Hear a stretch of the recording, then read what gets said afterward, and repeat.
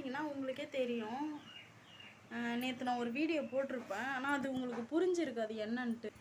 அது என்ன வீடியோனா, எங்கள் வீட்டுக்காரோடைய அத்தை பொண்ணுக்கு கல்யாணம். அந்த கல்யாணத்துக்காக அந்த பொண்ணுக்கு வந்து இப்போ தாய் மாமா நலங்கு வைப்பாங்க பார்த்தீங்களா, அம்மா ஊர்வலம் விடுவாங்க. அதனால் அந்த பொண்ணுக்கு போய் நாங்கள் சேரீ எடுக்கிறதுக்காக போனோம். சரியா?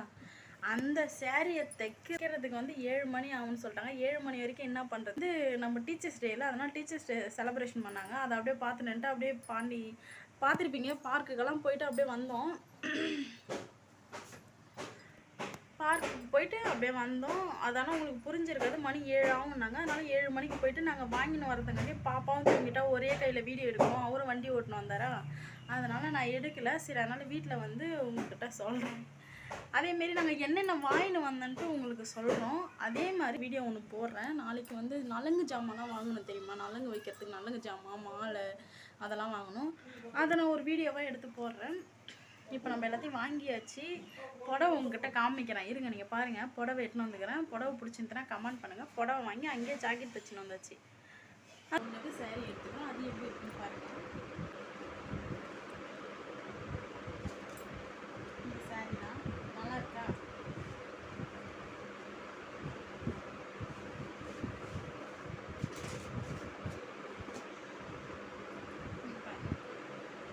இது அந்த பொண்ணுக்கு நல்லா இருக்கும். நைட்டில் கட்டினா இன்னும் சூப்பராக இருக்கும்.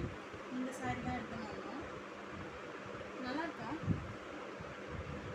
இந்த சாரீக்கு ஜாக்கெட் இங்கே பாருங்க. ஜாக்கெட் ஃபுல்லாகவே ஆரி ஒர்க் எம்ப்ராய்டிங் போட்டது. நல்லாயிருக்கும். நைட்டில் கட்டினா நல்லாயிருக்கும். அதேமாரி கைக்கும் பாருங்க, ஆரி ஒர்க் போட்டது நல்லாயிருக்கும்.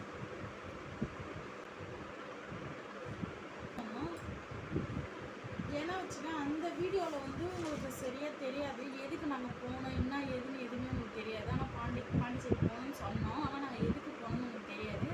அதனால் நான் இப்போ தெளிவாக சொல்கிறேன். நேற்று வந்து நாங்கள் எதுக்கு போனோம்னா, பாப்பாவுக்கு அந்த கல்யாண பொண்ணுக்கு சேரீ எடுக்கிறதுக்காக போனோம். இப்போ சேரீ எல்லாம் உங்களுக்கு இந்த வீடியோ பிடிச்சி